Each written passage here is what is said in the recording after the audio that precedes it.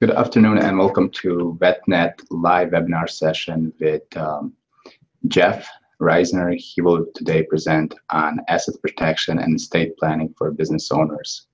And today's session is brought to you by IVMF at Institute for Veterans and Military Families. My name is Elvis Avdic, and now I'm going to turn it over to Jeff to introduce himself and kick off the presentation.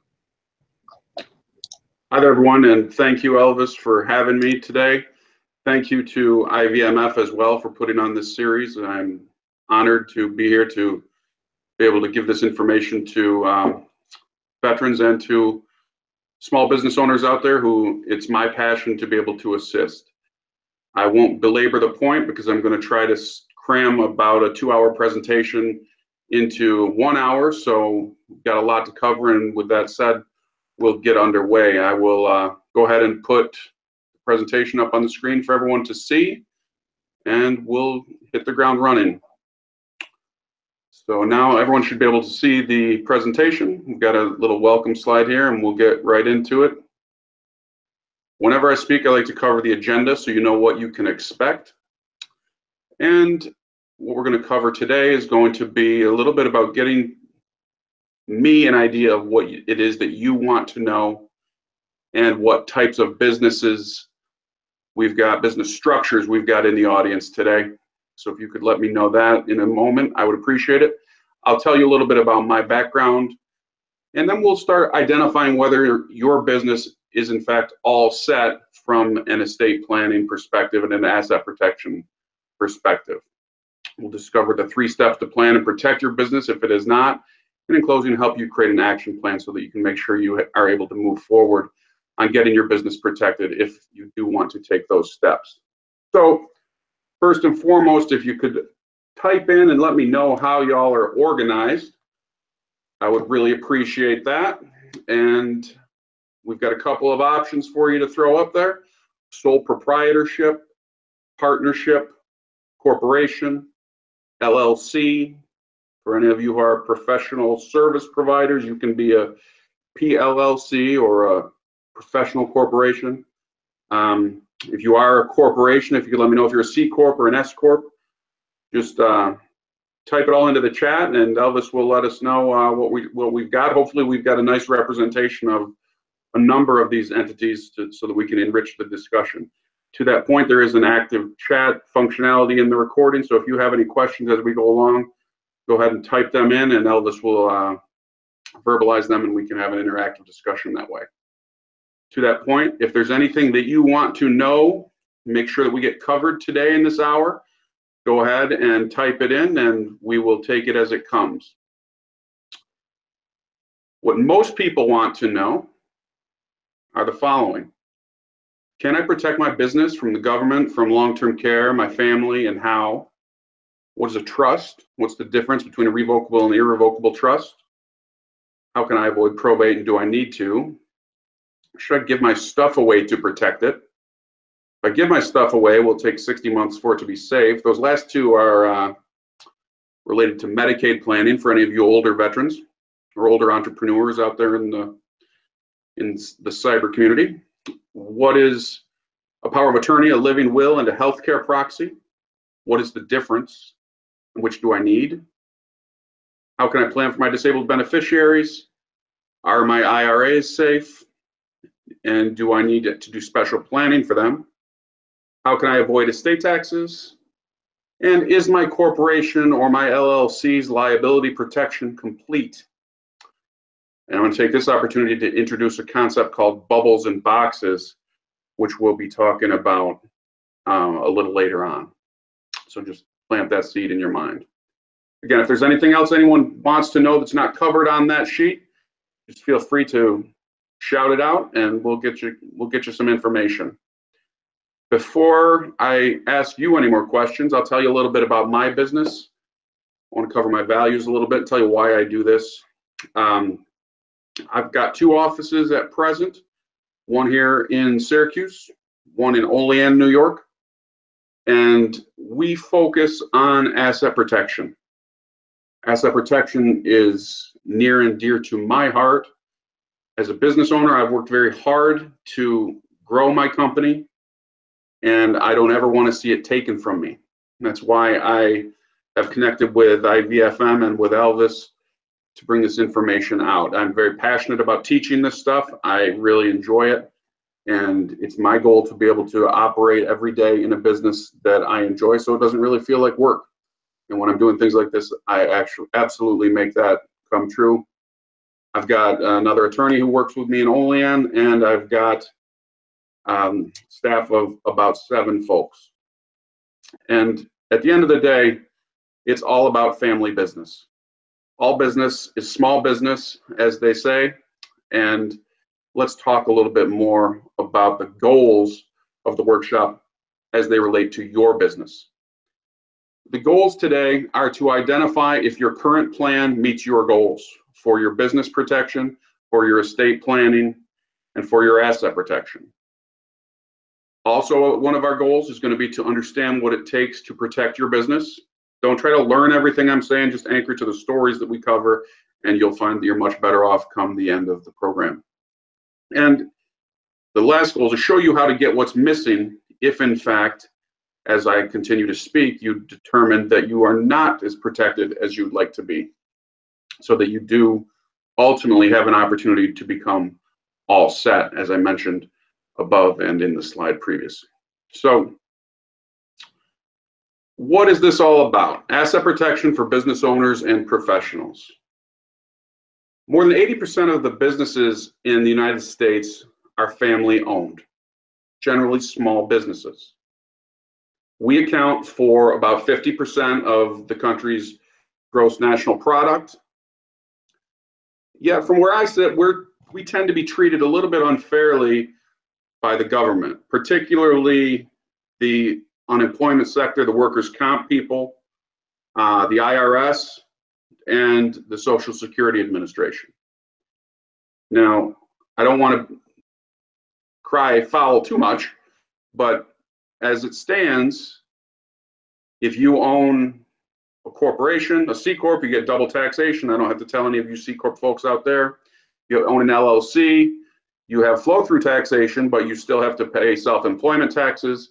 You folks with S Corps out there have the best of both worlds in that you get to avoid those self-employment taxes. However, we've got limited Social Security contributions unless we're paying ourselves salaries as well, if we're taking straight draws.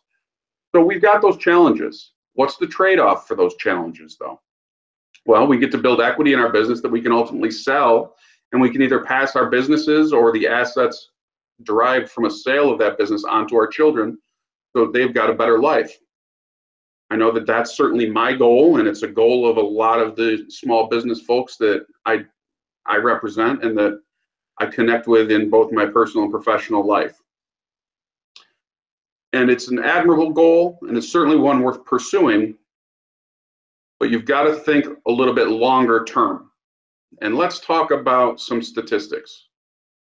In the United States, most businesses fail to survive the transition to the next generation. About 30% of the family businesses will survive that. So that means about 70 out of 100 businesses will fail in that succession transition. Now, those 30 that survive that first generational transfer, only 13 of those will survive the second generational transfer to your grandchildren. That means out of that 100 businesses that we started with here in the slide, only about 3.9 will be able to transition down to your grandchildren. And for someone who values legacy creation and planning, those aren't great odds.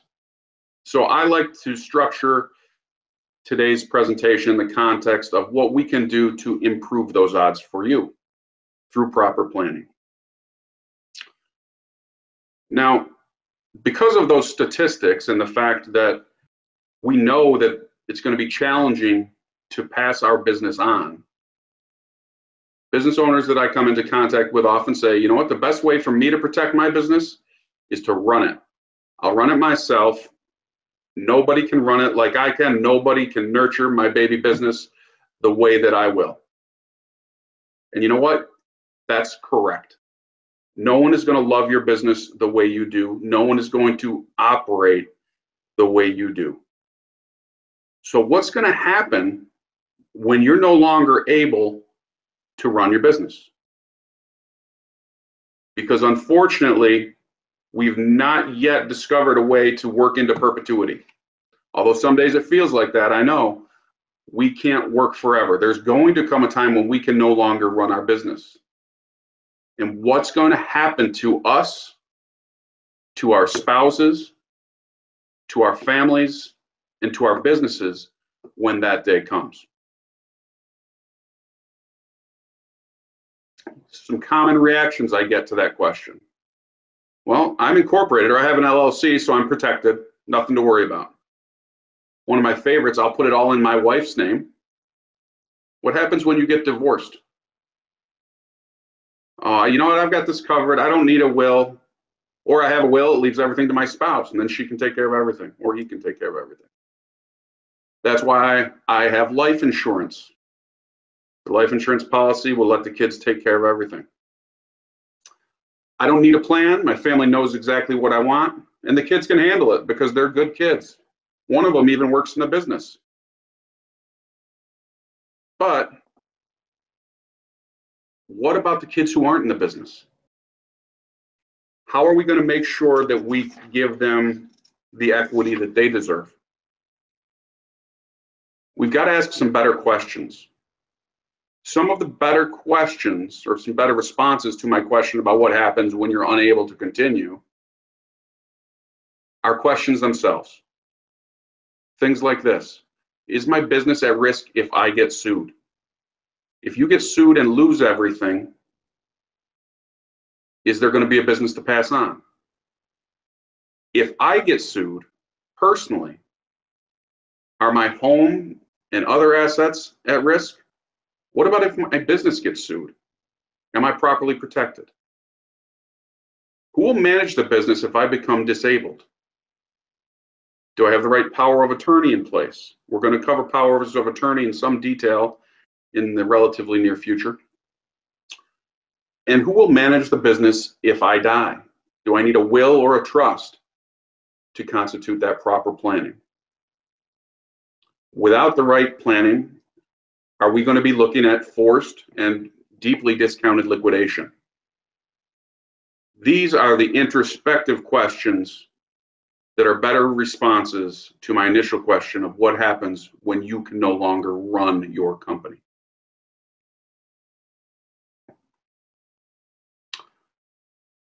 As we talked about, next generation business failure occurs all too often. But let's drill down on why it occurs. You're now disabled, and it's up to the family to manage that business. One of the kids is working in the business with you. You trust them. They know the business. They're going to be able to do everything you've done, right? Not so fast. About 25% of small business failures at the next generation occur due to the inability of your heirs to manage the business. But even if you have a very successful and skilled manager as an heir to take over when you fall, for lack of a better term, 60% of those failures are going to be due to the interaction between the family members about the business. Because just because some of the children don't work in the business doesn't mean that they don't feel that they have an entitlement to the proceeds and the income generated by the business. Maybe that's justified, maybe it isn't. It depends on your family dynamics and your business, but if you don't address it on the front end, you're setting the family up for one heck of a fight. Because you're failing to plan. And there's a nice quote out there that says, if you fail to plan, you're planning to fail. Does anyone know who said that? No takers, Elvis? It was Ben Franklin. Ben Franklin for the raffle of the day. Whoever would have guessed would have gotten a free eraser. Asset protection for business owners and professionals continued.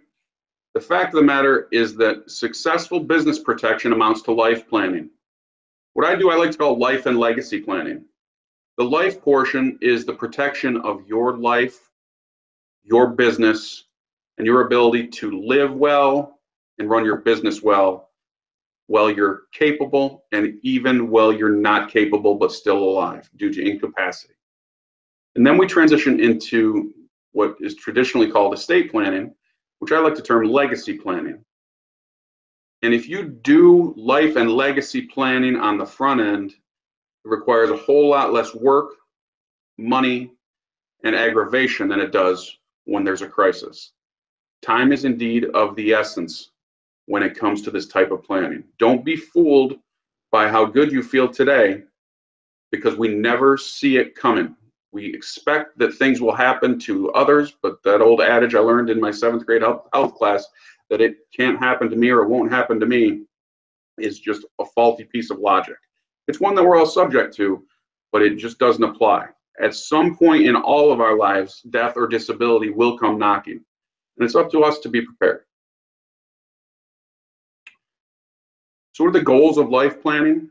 To help you control your business while you're alive and well, protect it from lawsuits and nursing homes, along with anyone else who wants to take it from you. The goals of legacy planning, to make sure that I give what I have to who I want, when I want, the way I want. And that when I die, it passes without unnecessary delay, expense, or court involvement. That's our philosophy here. And those are the things that we try to achieve when we do planning for folks. Now, there are a couple of steps when we break that down. The first one is to know the rules. The government has rules for you when you're alive and after your death. All right? They're called laws. We'll talk about their after death rules for you first. This is the legacy planning portion here. And that leads to a little thing called probate if you have a last will and testament. There are 3 overarching concepts when we talk about estate planning. Those 3 overarching concepts are who's in control, who gets to benefit, and when. And when we're talking about probate, the executor is in control, subject to the oversight of the judge, because it's a legal process. The best way I've ever heard probate defined is a lawsuit against yourself brought by the person you love the most for the benefit of your creditors. And that's a little tongue-in-cheek, but it's a good description of really the first half of the probate process, when we put the world on notice of your death, who your heirs are, who your beneficiaries are, and how many assets you had. We've got to tell the court all those things so that we can get appropriate notice out to everyone, so that your creditors can file claims and your heirs can file will contests if they so choose. And all of that process, and the fact that we need to go through all of these steps as the government lays out for us, amount to a significant amount of delay. Meanwhile, who's running your business? Is the executor running your business? Maybe. How are you structured? If you're structured as a DBA and a sole proprietorship, your executor has no legal authority to run your business. Your executor is going to have to go to a special court proceeding to be appointed to be able to run your business. But before they can even do that, they need to be appointed executor, which in New York can take anywhere from 2 weeks to 2 months, depending on the county that you're in. And at that point, a lot of your sensitive business information is going to become public. As if all of that wasn't bad enough, you're looking at a cost of anywhere between 5 and 20% for an estate administration through probate, pursuant to a study by AARP. That's the government's rule book for you after you pass away, if you pass away with a last will and testament. Because a last will and testament is your ticket into probate. Anybody have any questions on probate before we move along? Nothing out there, Elvis?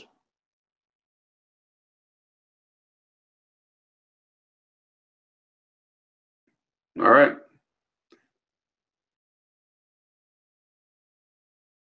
Let's talk a little bit about your government rules for the government rules for your lifetime now.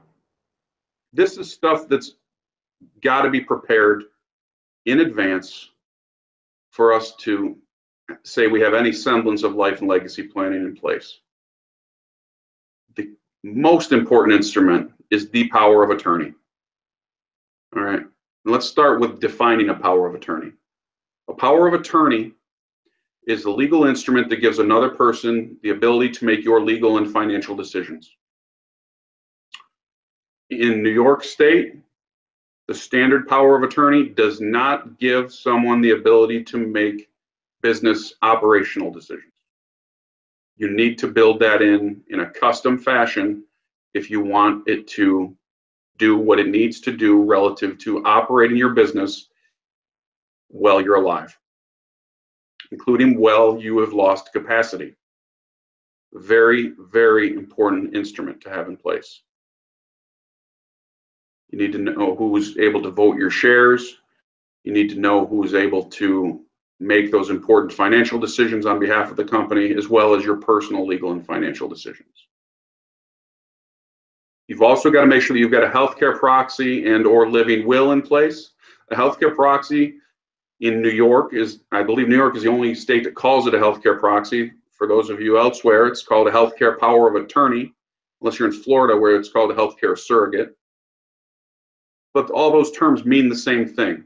You're appointing an agent to make your healthcare decisions when you're no longer able to do so.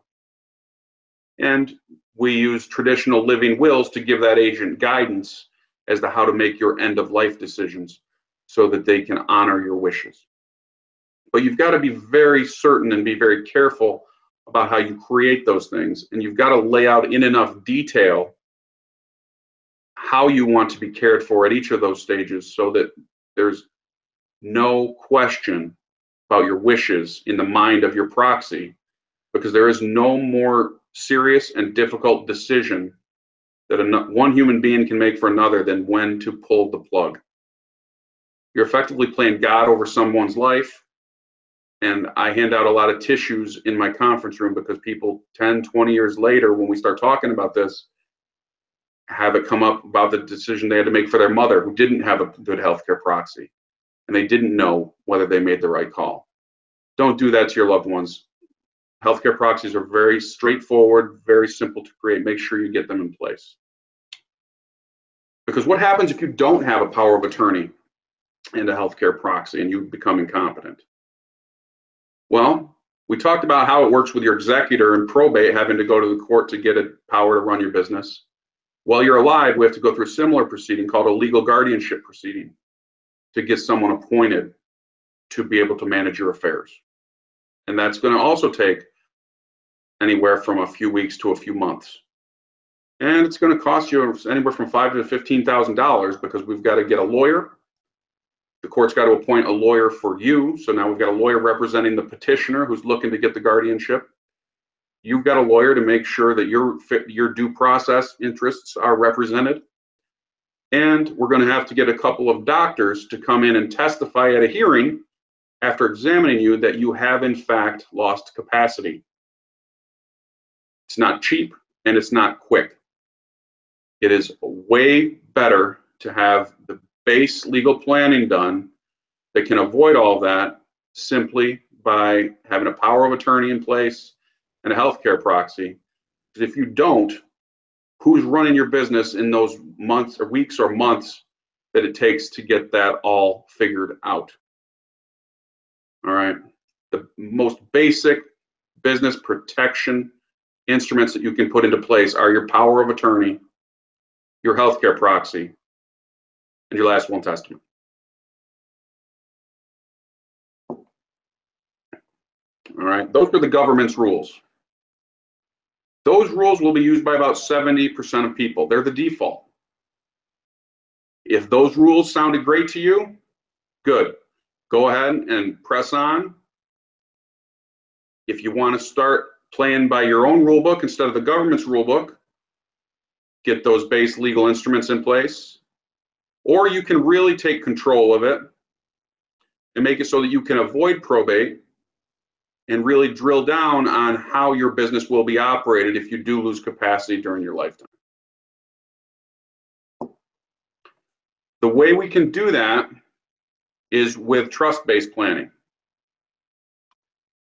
Trusts are the ideal legal instrument to give you that capability if you want to do these things. If you want to make sure that your property is controlled while you're alive and well, and that it goes to who you want, when you want, the way you want, without unnecessary cost or delay, whether that be during your lifetime or after. And you want to protect the business and the proceeds from lawsuits, nursing homes, and those who want to take it from you, AKA your predators, and my predators for that matter. I certainly want to protect my business in that way. Now,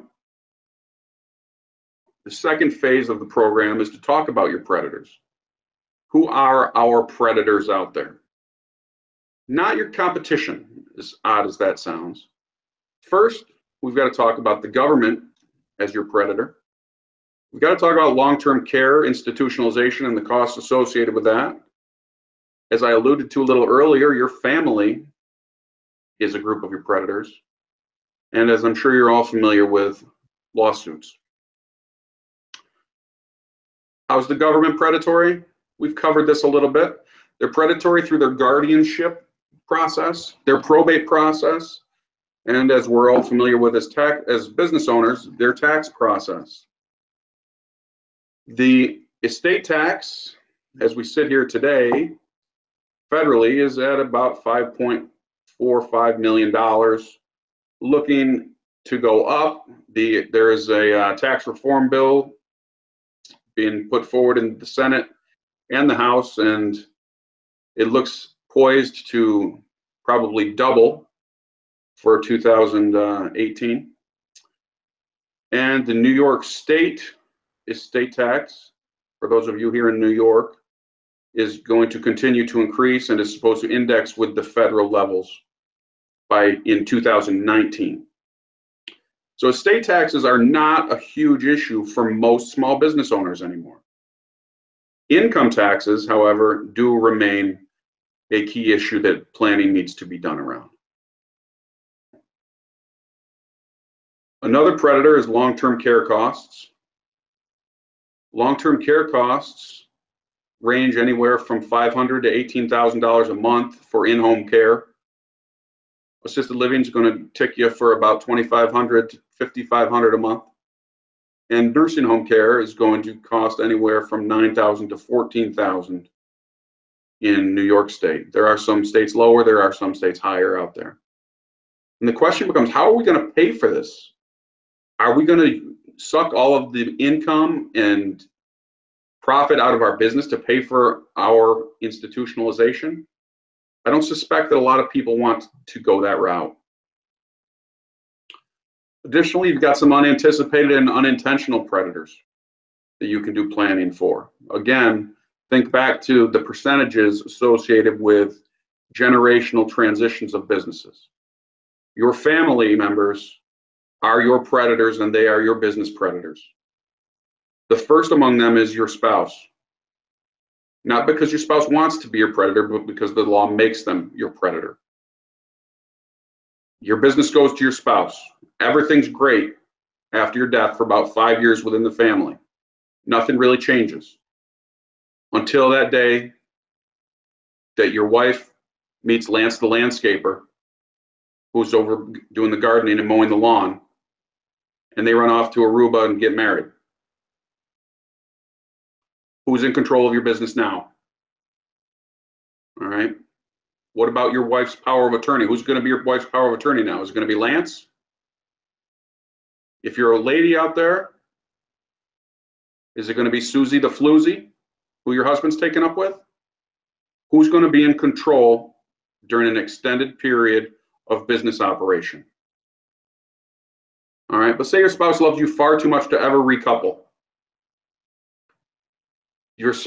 These statistics say that 70% of people over the age of 65 are going to need long-term care. If you didn't, the odds are that your spouse will. And then we're right back at square one. Who's going to pay for that care? And are we going to have to suck money out of the business to cover it?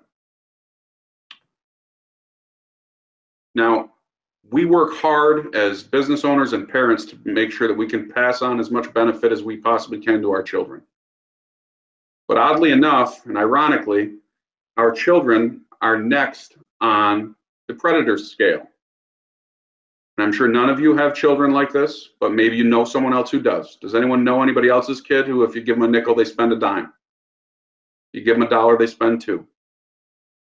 What happens if you die and you give them the keys to the company?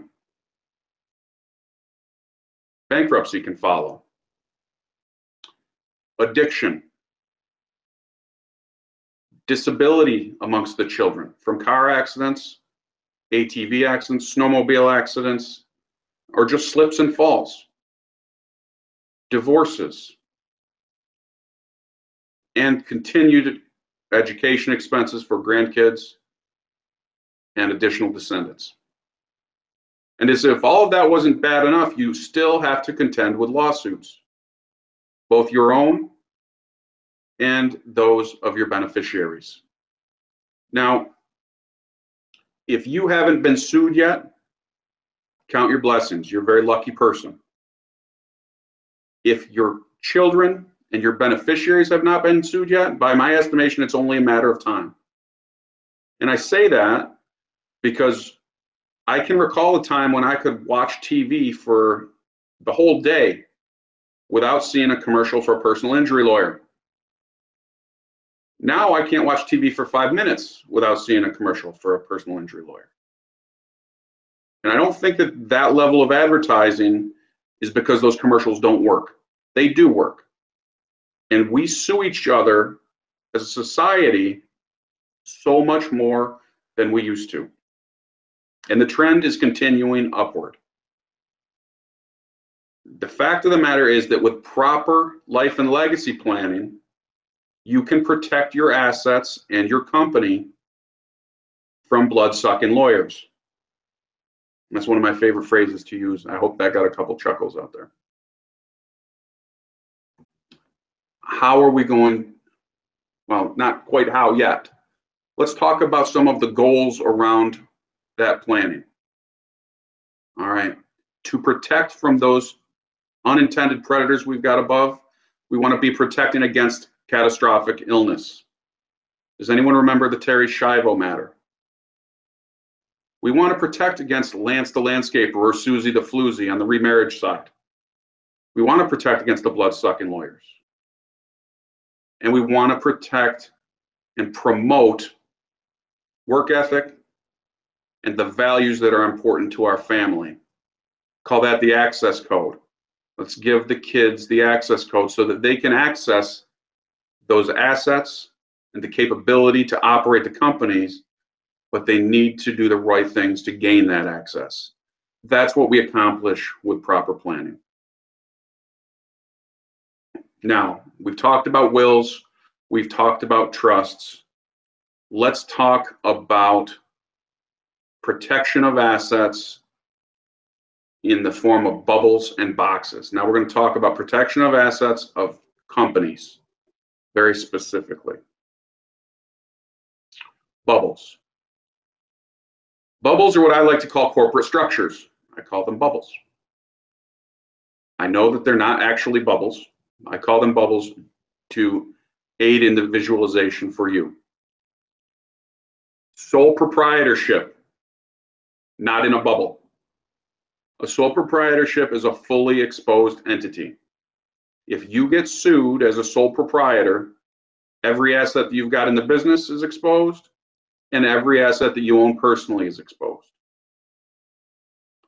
Partnerships are essentially multi-person sole proprietorships from a liability perspective. Again, no bubble present. all of your business assets are exposed, all of your personal assets are exposed. The first place that American jurisprudence led us to asset protection of business assets was a corporation. That was the first bubble. We've got C Corps, we've got S Corps, we've got professional corporations. Those are designed to make sure that those business assets are protected, because those business assets are housed within the bubble. Everything in the bubble is safe from the inside out. LLCs function exactly the same way. Limited liability company. That's what LLC means. Notice it is not an NLC. It does not mean no liability company. It is limited. The asset protection is limited to the assets within the bubble. And it is protected with respect to incidents that occur because of the assets or in connection with the assets inside of the bubble. Okay, hopefully that was straightforward. I really took it slow there, and hopefully that all makes complete sense. But it's very key to the foundational component of talking about my good friend Hank. All right. Hank owns a construction company. All right. He's been pretty successful in his life. He owns a home, his business, a lake house, a boat. He's got a number of bank accounts. He's got stocks and mutual funds. And he's got a really, really cool red and white RV. Hank's business is in an LLC. He's got himself a bubble. It's called Panky LLC. So Hank and his stuff are protected from work-related lawsuits. When his employee Bart shows up on the job site after having a late night fueled with whiskey and Oxycontin, Bart's at work 9 a.m. the next day, driving that dozer, doesn't really see that someone's right in front of that 6-foot-high blade, runs him down, dead. Is Hank protected? Hank is protected there. Presuming that he did not have some sort of gross negligence in place from a lack of standard operating procedures intended to make sure that his employees were not drunk on the job. We'll cut Hank the benefit of the doubt on that, assume that he had that level of protocol, and he's going to be protected with respect to the assets outside the bubble. So are the assets inside the company exposed? Absolutely. That dozer, that's going out the door. Assuming that he didn't have adequate insurance coverage, of course. His operating accounts are going to be fully accessible. The LLC's other assets, accessible by the blood-sucking lawyer who's going to be representing Homer and suing both Bart and Hank. Now, what about Hank's personal assets? His house, his lake house, his boat, his personal accounts, his personal investments and retirement accounts, and his really cool red and white RV. Those are protected, assuming there was no gross negligence and the incident occurred in the normal scope of the business, which we do assume for sake of this illustration. The company assets are the only assets at risk. All of Hank's other personal assets are protected. That is how an LLC or a corporation is designed to function. That's how bubbles work. All right. Does anyone have any questions about that? That's usually pretty straightforward, and most business owners get that part. But what most business owners don't completely grasp or anticipate, maybe a better word, is the fact that liability that occurs outside the bubble has a completely different result. What happens when Hank goes on vacation and he wrecks his RV? Because he's been drinking a little bit, maybe. All right. The really cool red and white RV is no more. A little old lady has been run down inside a crosswalk, maybe. Who knows? Any number of things can happen when we go on vacation, as I've been witness to myself, unfortunately. But what happened to Hank is almost irrelevant, because at the end of the day, it's all at risk. Hank found himself some personal liability. His house is at risk. His lake house is at risk. His boat is at risk. His bank accounts are at risk. His stocks and mutual funds are at risk. And his really cool red and white RV was just totaled. In addition to all of that, the assets up here in Hanky Panky LLC are also fully exposed. How can that be? Because Hank owns the membership units. Those membership units represent ownership of every single asset within the LLC. They are not protected by the LLC. They are completely exposed to Hank's personal liability. So what is Hank to do? Hank needs some boxes to put his bubble inside. And as I said very plainly previously, the bubbles represent the corporate structure or the LLC structure. Boxes represent trusts. When we talk about trusts, there's a lot of information to cover. I'm going to go through this very quickly.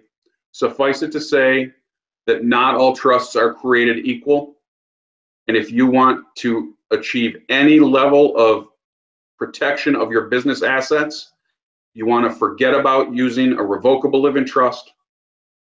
You want to forget about using testamentary trusts. Neither of those will do anything to give you the protection you're looking for. Testamentary trusts will in fact bring the court into oversight of anything in that trust, which is not a place that I like to advise my clients to be.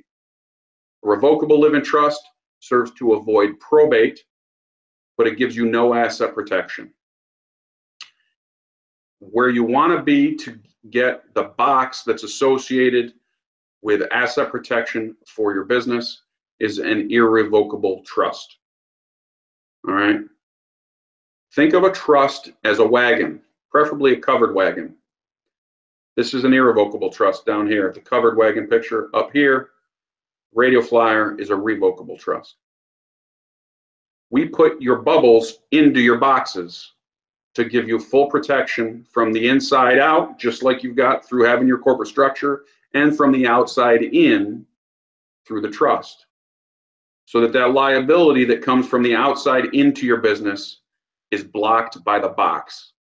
The liability cannot make it through the box, therefore it cannot pop the bubble. That is the idea behind bubbles and boxes. Does anyone have any questions about that? All right. Now, there are three parties to any trust. The grantors, which are the people who grant the assets into the trust. The trustees, who are the managers of the trust.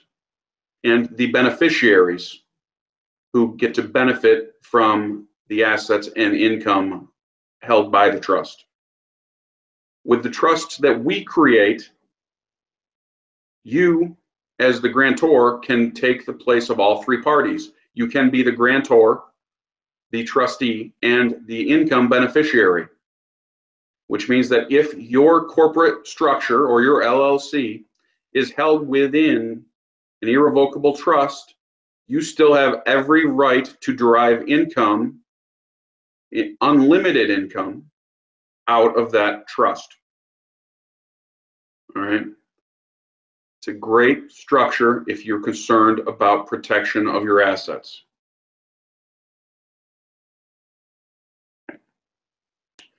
What else do you need to be looking at with respect to fleshing out your rule book to assist you with your wagon that's holding your bubbles? You need to make sure that you've got buy-sell agreements in place, long-term care insurance if that's important to you, life insurances, so that you can properly compensate the non-business involved children for their shares. If you've got a $5 million estate, or let's say a $10 million estate, assuming that the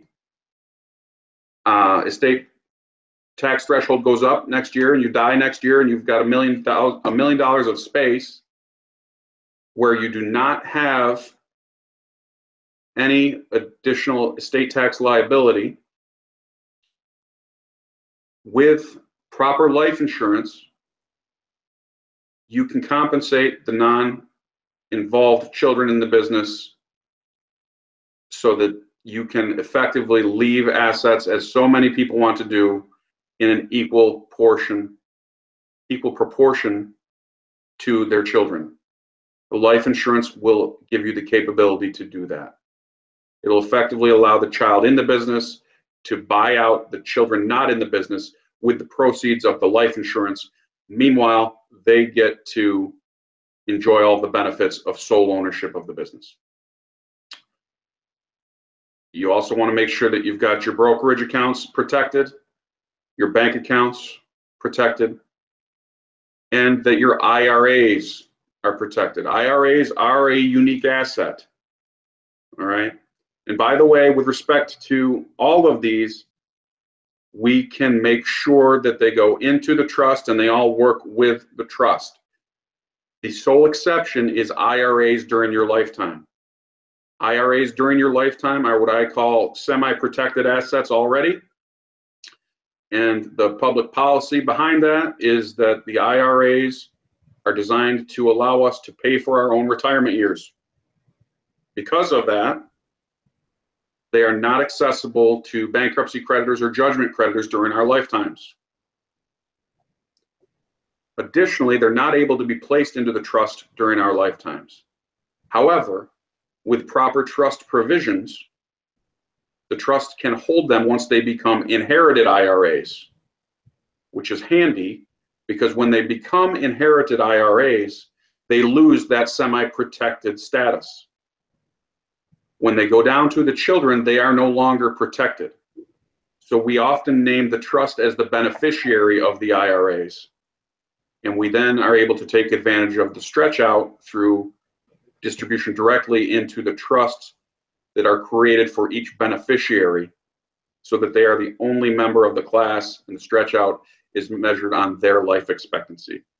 Very, very powerful planning for those of you who are able to achieve the level of wealth that allows a surviving spouse to disclaim an IRA so that it goes directly down to the children, and you can take advantage of decades of tax-deferred growth and create multi-generational wealth and legacy through that technique. Very, very powerful, even though the accounts don't go into the trust during your lifetime. Jeff, we have a question from Paul in the chat box. Okay. He says, I do not see the chat box, Elvis. Can you read it to me? top right. Yes, he says, does a trust change the business tax structure? No. The trust is a tax neutral entity. You will continue to be taxed as your tax structure is when you set up the corporation or the LLC. The only thing that changes is the ownership of the units or the shares. That's all that changes.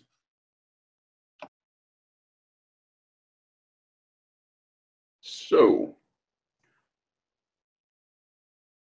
that about does it for the substantive portion of today. We've got a little bit of quick recap information for you, just to give you a little bit of the capability to assess whether or not you are in fact all set, or if you need to take some further steps. What do you think your odds are? Are you going to live, or are you going to die someday? Are you going to become disabled? Will you have to go to a nursing home? No, not me. That type of stuff only happens to other people, I know. Will your spouse or kids be able to run the business? And whose rule book are you going to use? Continuation of the recap. Who gets the business when you pass away? Who runs the business when you pass away? Who gets the profits? Are those split between the children in the business and the children outside the business? How do we get the assets to non-business children? How do we minimize income taxes? And how do we minimize estate taxes? How do you minimize legal and professional costs? Administration of trust is much less expensive than administration of probate. How do you protect business and personal assets from creditors and predators? And how do you provide security and legacy for the children? I'm hoping that the answers to all those were apparent through the content that I delivered to you.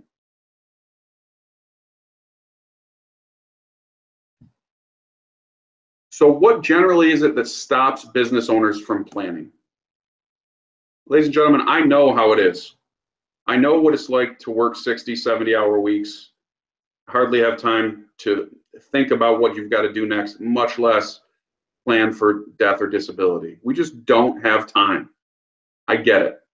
Add to that the fact that we're young and it's not an urgent issue. I understand. But when you sit down and think about this, think about the fact that your life can change in an instant. Is it really not urgent? And do we really not have time to put that level of protection in place for our children? I don't know that you can make that decision until you fully understand what it's going to take to get that level of protection.